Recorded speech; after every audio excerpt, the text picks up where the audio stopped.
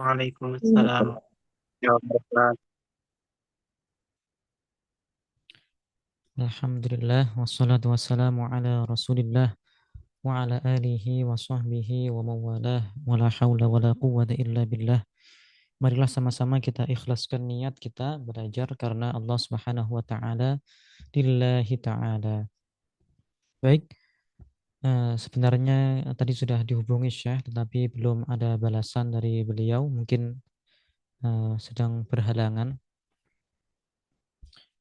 Oleh karena itu, pada pertemuan pada malam hari ini kita memurajaah apa yang telah disampaikan oleh Syekh pada pertemuan sebelumnya. Pembahasan sebelumnya adalah membahas tentang membaca Al-Quran dan pahalanya dihadiahkan untuk mayit. Pertanyaan ke-32. Apa hukumnya membaca Al-Quran untuk mayit? Membaca Al-Quran untuk mayit hukumnya adalah boleh, ya. Dan itu merupakan kebaikan. Suatu kebaikan itu boleh dilakukan dan itu dianjurkan dalam syariat Islam. Apa dalilnya? Dari Al-Quran Allah Ta'ala berfirman, waf'alul khair, dan lakukanlah kalian kebaikan. Dalam hadis Rasulullah Shallallahu Alaihi Wasallam bersabda, Iqra'u ala mautakum Yasin. Bacakanlah kepada orang-orang mati di antara kalian Yasin. Hadis ini diriwayatkan oleh Ibnu Hibban dalam kitab Sahih Ibnu Hibban. Tentunya disahihkan oleh Ibnu Hibban. Dan juga ada lafadz hadis yang seperti ini diriwayatkan oleh Imam Ahmad dalam musnadnya. Seandainya ada yang mengatakan bahwasannya hadis ini dilemahkan oleh sebagian ulama, lalu bagaimana kita menanggapinya? Ini kan hadis yang dhaif. Kenapa kalian berpegang pada hadis yang dhaif? Kita mengatakan, kita jawab bahwasannya para ulama telah bersepakat bahwasannya hadis yang dhaif boleh diamalkan untuk fadhailul a'mal, keutamaan amal, bukan dalam menentukan wajib, haram, halal, bukan dalam hal itu, tetapi dalam keutamaan. Di sini menjelaskan tentang keutamaan membaca Yasin kepada atau ditujukan untuk orang yang sudah meninggal.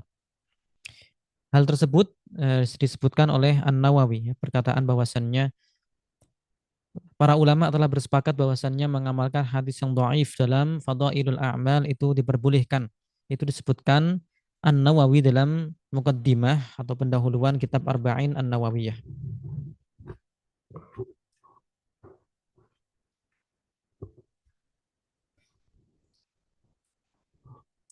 Seandainya ada lagi yang membantah atau memberikan sanggahan bahwasannya hadis Iqra'u ala mautakum Yasin maksudnya adalah orang yang mau mati, yang sakaratul maut.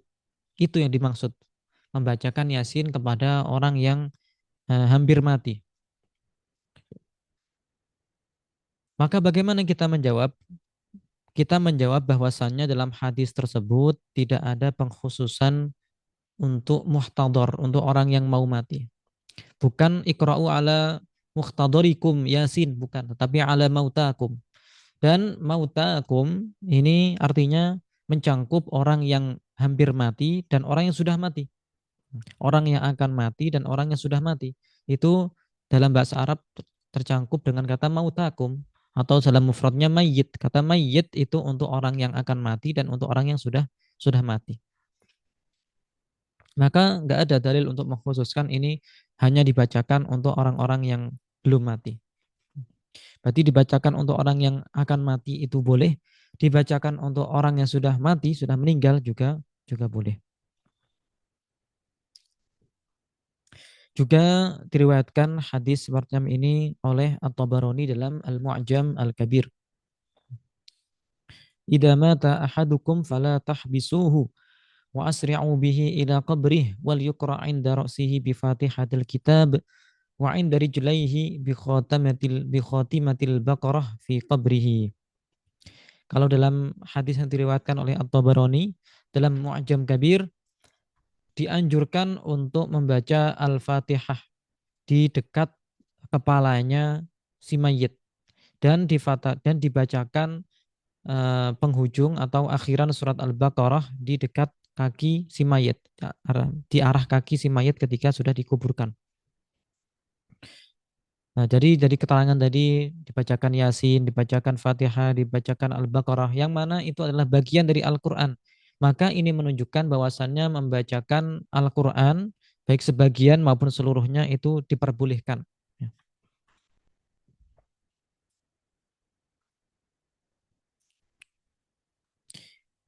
Imam Al-Hafiz Ibnu Hajar dalam kitab Syarhul Bukhari, Fathul Bari, menjelaskan bahwasannya hadis ini diriwayatkan oleh At-Tabarani dengan sanad yang hasan. Berarti ini sanadnya hasan, bukan dhaif, lebih kuat daripada dhaif. Ya. Dan bisa diamalkan tentunya. Para sahabat, para sahabat Rasulullah Shallallahu Alaihi Wasallam memahami karena mereka hidup bersama Rasulullah, kemudian mendengar sabda-sabda Rasulullah. Mereka fahami bahwasannya membaca Al-Quran untuk orang yang sudah meninggal di kuburannya itu diperbolehkan dalam syariat Islam. Bahkan diriwayatkan dari sahabat yang mulia Abdullah ibnu Umar ibnu Al-Khattab radhiyallahu anhuma bahwasannya beliau membaca di atas kuburan permulaan surat Al-Baqarah dan akhiran surat Al-Baqarah. Sebagian sahabat mengamalkan ini, membaca Al-Quran di dekat kuburan. Ya. Maka ini menunjukkan apa? Menunjukkan bahwa mereka juga memperbolehkan ini. Sebagaimana ini diriwayatkan oleh Al-Baihaqi dalam kitab As-Sunan Al-Kubra dan dinilai hasan oleh An-Nawawi dalam kitab Al-Azkar.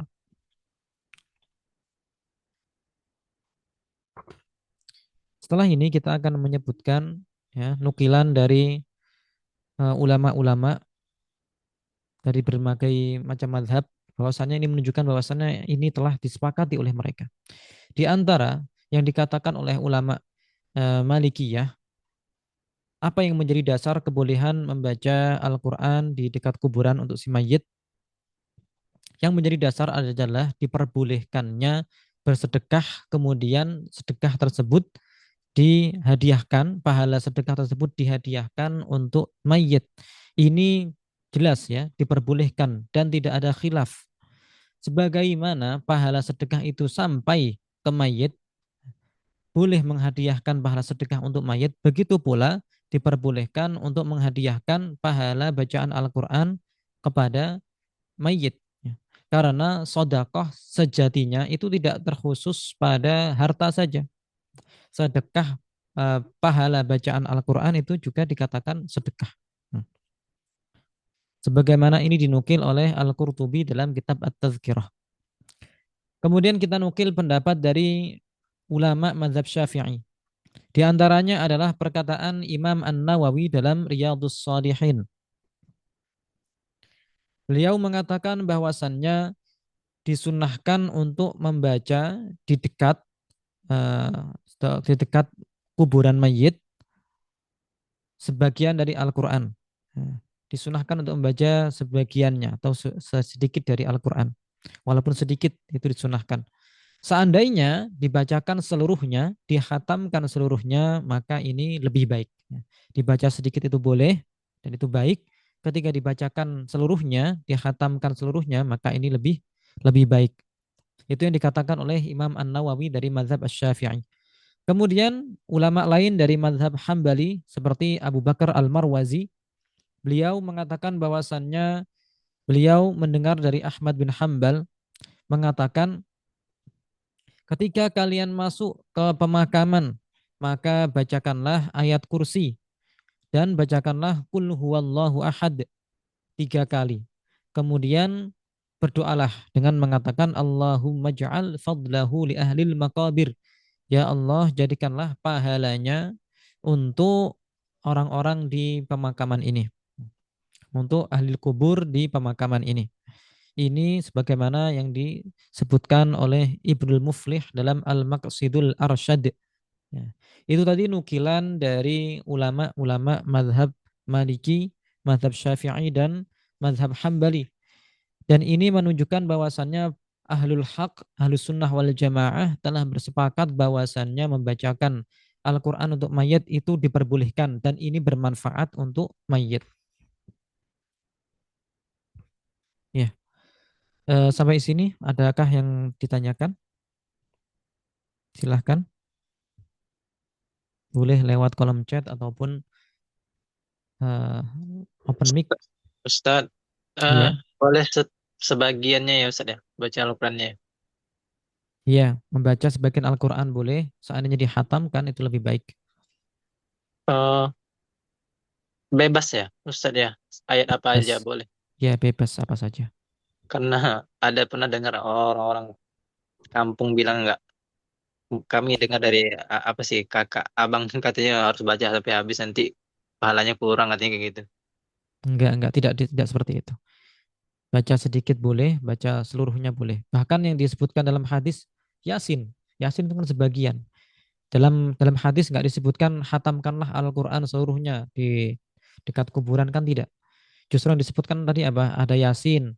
Terus dalam hadis yang lain dengan surat Al-Fatihah dan juga akhiran surat Al-Baqarah. Itu kan hanya sebagian dari Al-Quran. Kalau misalnya ingin membaca sebagiannya, ya bacalah yang ada dalam hadis tersebut untuk keutamaannya. Karena disebutkan dalam hadis baca Al-Fatihah dan akhiran surat Al-Baqarah misalnya. Ataupun baca Yasin, itu ya dianjurkan seperti itu. Kalau bisa membaca seluruhnya, dihatamkan maka lebih baik. Ustadz, Ya. kat, maksudnya Yasin Ustadz. Yasin katanya harus dibaca sampai habis katanya kayak gitu. Oh, ya sebenarnya nggak harus juga. Seandainya nggak sampai habis pun ya nggak apa-apa. Oh iya Ustadz, baru Iya, kamu sih. amin Afik. Mungkin ada yang membacakan bertanya. Silahkan sebelum kita lanjutkan ke keterangan berikutnya. Ustadz, tadi Chef Fadi udah masuk tapi kayaknya udah hilang, udah keluar lah apa? Hilang lagi. Mungkin sinyalnya mungkin. Iya Ustadz. Soalnya belum sempat bersuara. Kalau beliau masuk bisa langsung langsung bersuara di mic-nya.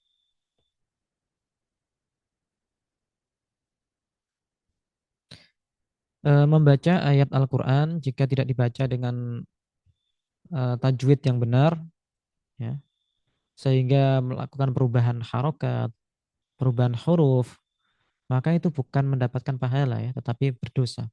Karena wajib hukumnya membaca Al-Quran dengan benar. Bisa membedakan setiap huruf-hurufnya dan panjang pendeknya, sekalipun tidak sempurna sekali.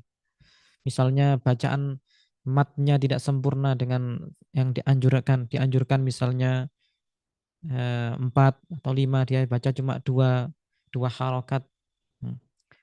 Ataupun tidak sangat fasih, yang penting bisa mencukupi kadar yang sah untuk bacaan sholat semacam itu ya nggak apa-apa. Tapi kalau kurang dari itu seperti merubah huruf ataupun merubah harokat, apa kemudian panjang pendeknya sehingga tidak ada mat sama sekali atau yang tidak ada mat dipanjangkan, maka di situ malah berdosa. Harus sesuai dengan tajwidnya walaupun tidak sempurna. Berarti ada batasan-batasan yang mana ini harus seandainya nggak dipenuhi maka berdosa. Tapi ada yang lebih dari itu, seandainya nggak dipenuhi ya tidak mendapatkan keutamaan yang sempurna, tetapi tetap berpahala. Kalau Ustadz, pengaruhnya ke mayit ya kalau dia tidak berpahala maka apa yang dia kirimkan untuk si mayit gitu aja. Iya, Ustadz Jana mau tanya Ustadz, silahkan. kalau misalnya orang yang membacakan ayat Al-Quran em, yang dengan niat menghadiahkannya untuk mayit, tapi ayat Al-Quran ayat Al-Quran yang dibacanya itu belum ditalakikan Ustadz, itu gimana Ustadz? Iya, kalau sebagaimana yang kita dengar dari guru-guru kita, agar bacaan kita berpahala maka harus talaki dulu. Hmm, harus talaki. Kalau tidak talaki maka bacaan tersebut tidak berpahala karena kita nggak tahu apakah ini sudah benar bacaannya atau belum. Maka benar talaki dulu. Ketika sudah talaki kan bernilai pahala jika diniatkan dengan ikhlas. Setelah dia dapat pahala, berpahala, dia berhak untuk menghadiahkan pahala ini untuk si mayit. Nah, bukan berarti pahala untuk dia kemudian hilang ya. Allah itu maha pemurah, maha pengasih, maha penyayang. Ketika kita hadiahkan pahala yang kita dapat untuk si mayit, nah, kita nggak kehilangan pahala tersebut. Nanti Allah eh, memberikan pahala ini untuk si mayit dan kita tetap dapat pahala juga gitu. Tidak seperti kita memberikan uang kemudian kita nggak pegang uang secara langsungnya ya. Tapi pahala tidak seperti itu bentuknya. Jadi jangan dikira kita rugi kalau mengirimkan pahala. Tapi yang jelas harus bacaannya itu talaki ya, sudah talaki kemudian sesuai dengan tajwid yang wajib. Nah, Ustaz, barakallahu fiik. Amin afik.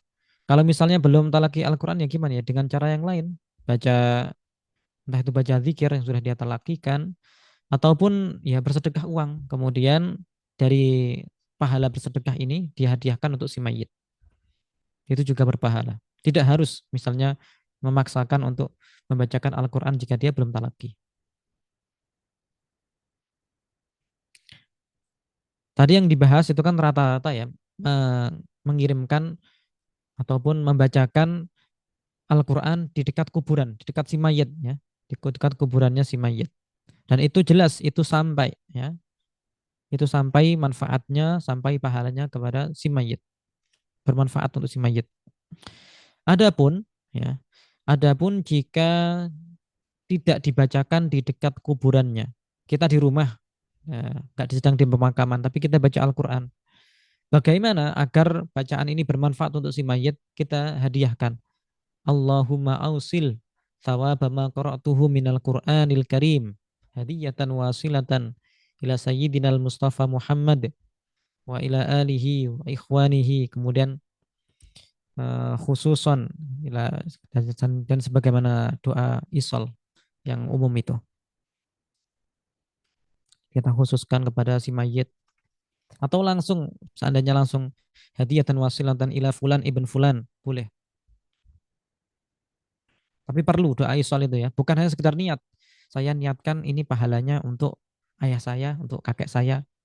Nah, nggak cukup, harus dengan dilafalkan, ya, dengan doa isol itu namanya.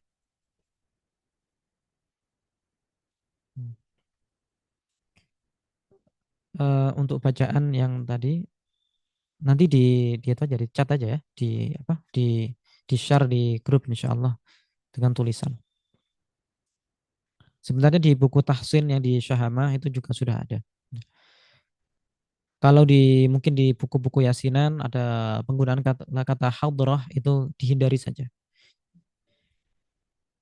Misalnya seandainya ada yang mengatakan ila hadratin nabi, hadrahnya tidak perlu diucapkan.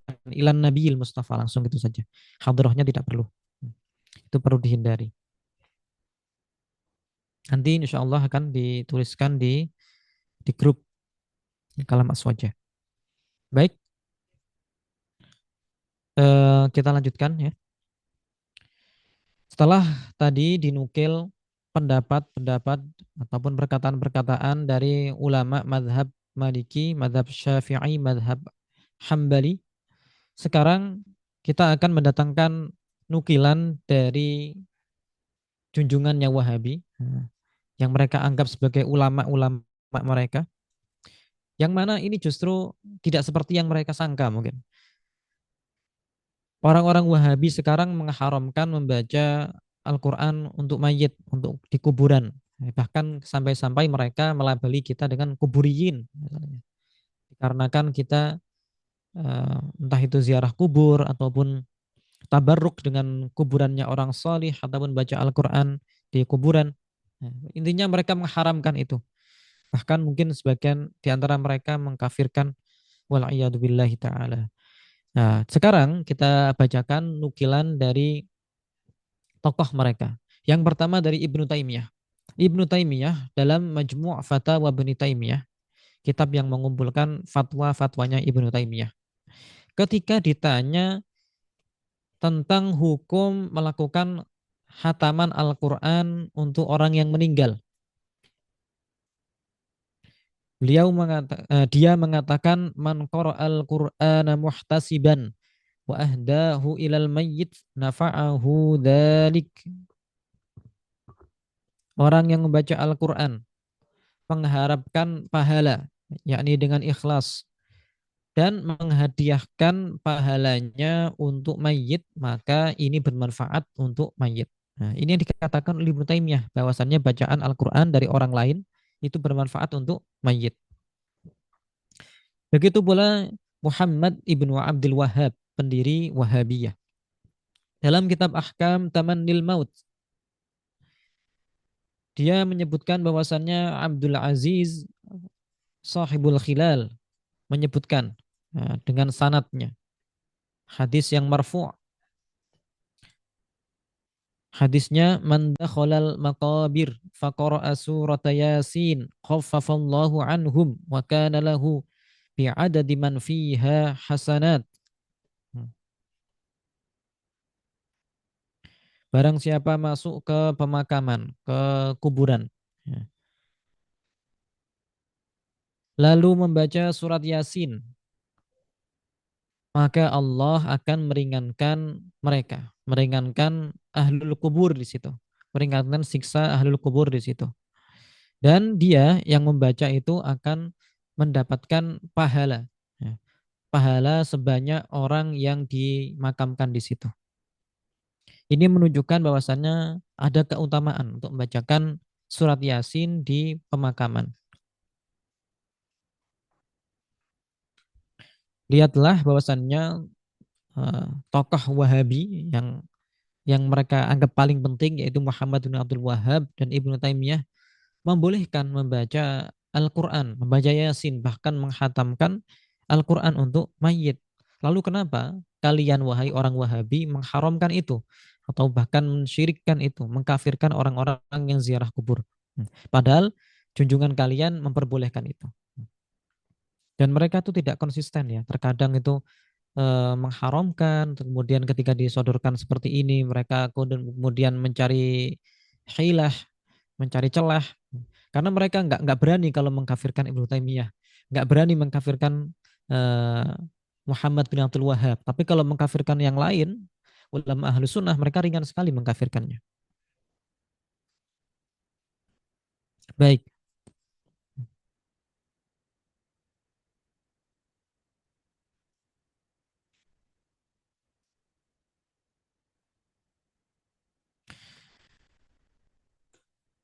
Sepertinya cukup sampai sini ya murojaah kita. Barangkali masih ada yang ditanyakan. Silahkan. Ustaz, dalil-dalilnya nggak sempat dicatat Ustaz. Gimana itu Ustaz? Dalil apa? Ada rekaman Kak, bis nanti bisa dilihat di ini Kak, di YouTube. Oh iya.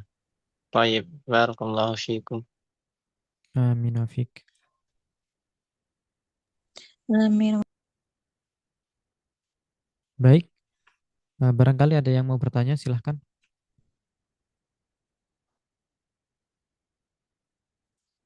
Syah sudah nggak bergabung lagi ya? Mungkin sedang berhalangan di sana. Assalamualaikum warahmatullahi wabarakatuh. Waalaikumsalam warahmatullahi wabarakatuh. Beberapa itu ada doa untuk kalau misalnya awal Ramadan, kemudian membaca misalnya pada saat melihat bulan dengan diawali dengan takbir. Ada juga saya lihat, saya baca ini di webnya NU ya.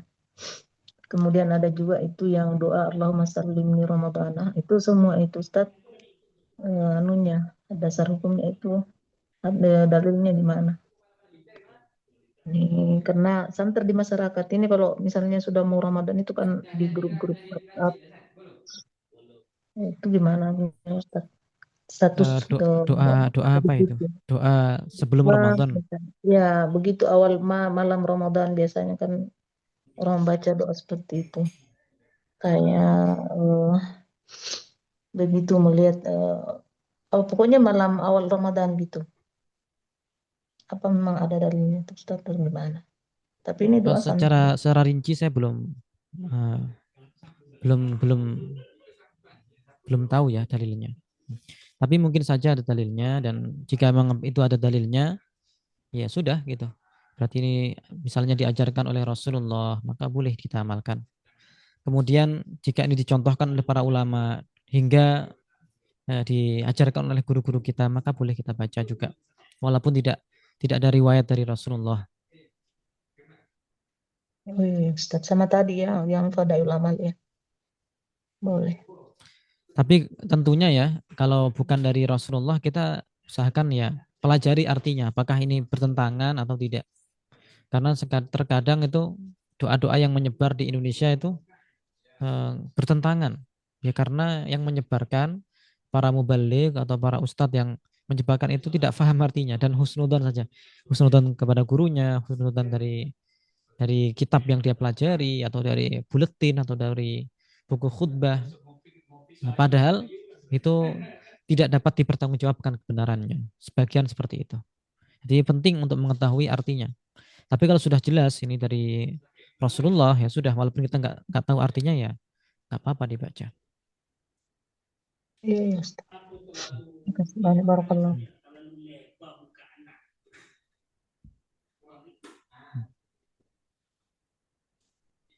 Baik. Adakah yang ingin bertanya? Assalamualaikum Ustaz. Waalaikumsalam. Bisa saya bertanya terkait masalah salat ya Ustaz? Silahkan, tapi terbatas maksudnya ya. Kalau misalnya saya tidak bisa jawab, ya mungkin pada kesempatan yang lain. Baik, silahkan. Baik. Ini masalah mengqashar salat. Misalkan salat maghrib Ustaz ya. Ya. Kami mau mengqashar ke waktu salat isya. Ini yang saya Itu dapatkan menjamak ada dua. maksudnya. Menjamak. Iya, ada jamak takhir, ada jamak apa tuh istilahnya tuh Ustaz? Dim. Ya. Yang saya dapatkan ada dua pendapat Ustaz.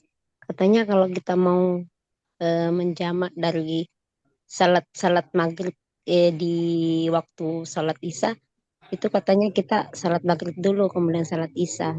Kemudian ada juga yang mengatakan kita salat isya dulu karena kita sudah ada di waktu isya, kemudian kita laksanakan salat maghribnya.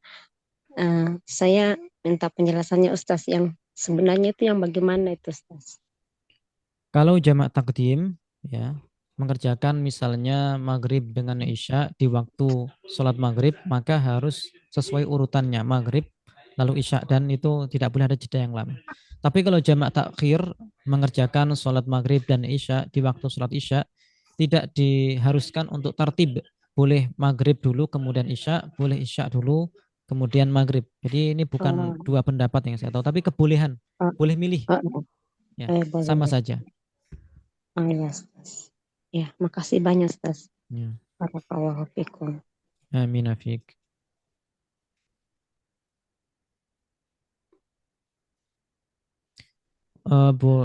Doa, wirid, tahlil itu ada di buku tahsin ya. Mungkin nanti admin bisa kirimkan file tahsin, yang tahsin syahamah itu bisa dikirimkan ke grup Kalam Aswaja.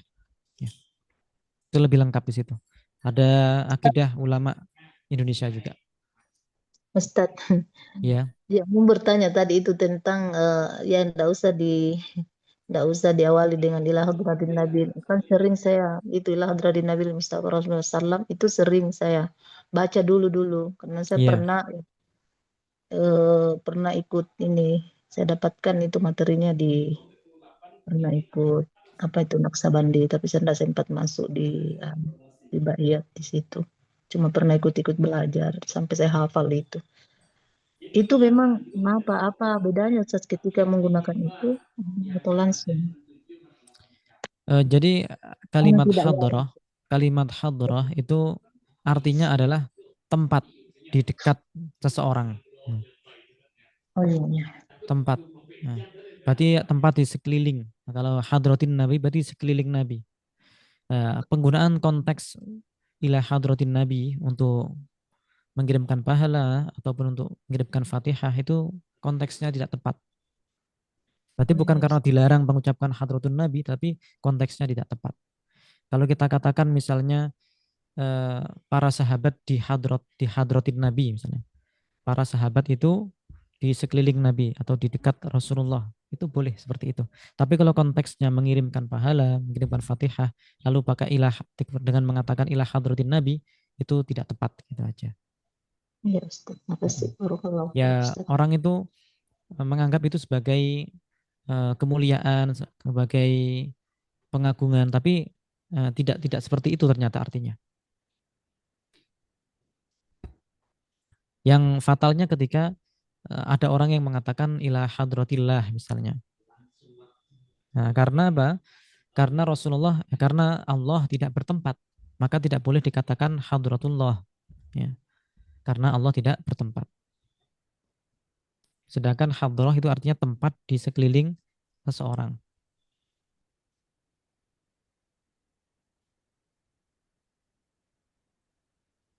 Ya, makasih banyak, Ustaz. Iya. Barakallahu fiik. Amin wa fiik. Nah, kemudian ada yang bertanya tentang puasa sunnah Daud. Apakah di bulan Sya'ban ini dilanjut puasanya? Apakah istirahat dulu puasanya? Ya, sebenarnya ini kan mencangkup atau hubungannya dengan kebolehan puasa di pertengahan setelah pertengahan bulan Sya'ban. Jika di sebelumnya itu sudah terbiasa puasa Daud, maka boleh melanjutkan sampai setelah pertengahan bulan Sya'ban. Tapi kalau sudah terhenti di bulan sebelumnya, ya sudah. Berarti kan sudah terputus kebiasaan itu. Maka nggak boleh dimulai dari tanggal misalnya tanggal 16, kemudian 18, 20 untuk puasa Daud ya nggak boleh.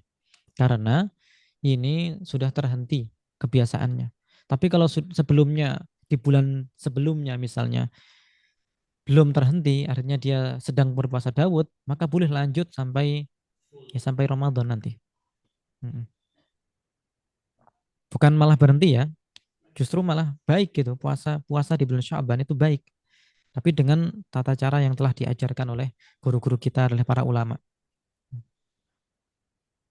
Yaitu nggak boleh kalau sebelumnya nggak puasa, tiba-tiba setelah 15, ya ini tanggal 16, 17 tiba-tiba puasa. Nggak boleh itu. Kecuali karena nazar atau karena qadha atau karena kebiasaan. Dari punya kebiasaan puasa di sebelumnya, di hari-hari sebelumnya.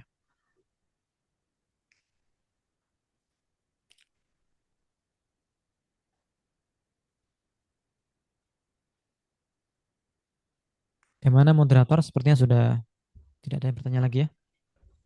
Nah, Ustaz. Ya. Baik, mungkin kita cukupkan kajian kita pada malam hari ini ya, Ustaz. Iya. Kita Baik. tutup dengan tahlil. Ya. Nah, Ustaz. Atau ditutup dengan moderator dulu. Baik, saya tutup dulu ya, Ustaz. Iya. Baik, alhamdulillah. Itulah kajian kita pada malam hari ini. Meskipun Syekh tidak bergabung, tapi alhamdulillah kita bisa memurajaah kembali apa yang pernah kita pelajari bersama Syekh, dan pastinya ada tambahan di setiap kita memurajaah ilmu agama. Dan terima kasih banyak kita ucapkan kepada guru kita Ustadz Muhammad Hawari atas ilmu dan juga waktunya. Barakallahu fikum Ustadz. Semoga Ustadz sehat selalu agar bisa terus memberikan ilmunya kepada kita. Dan terima kasih banyak juga kepada teman-teman semua jamaah Kalam Aswaja yang hadir pada malam hari ini. Semoga Allah Subhanahu wa taala senantiasa memberikan kita kesehatan serta keistiqomahan sehingga kita bisa terus semangat dalam menuntut ilmu agama baik secara online maupun offline. Baik, cukup sekian dari saya moderator. Silakan Ustadz untuk ditutup kajiannya. Ya. Sebelumnya saya ingin menjawab satu pertanyaan yang di chat ya. Jika ada yang berpuasa di tanggal 13 di bulan Sya'ban 13, 14, 15 maka boleh melanjutkannya 16, 17 sampai seterusnya ya. Bahkan seandainya dimulai dari yang ke 15 pun nggak apa-apa. Ya. 15, 16 seterusnya. Itu boleh. Tidak harus dari yang 13 atau 14. Baik, marilah kita tutup kajian ini dengan membaca tahlil. La ilaha illallah.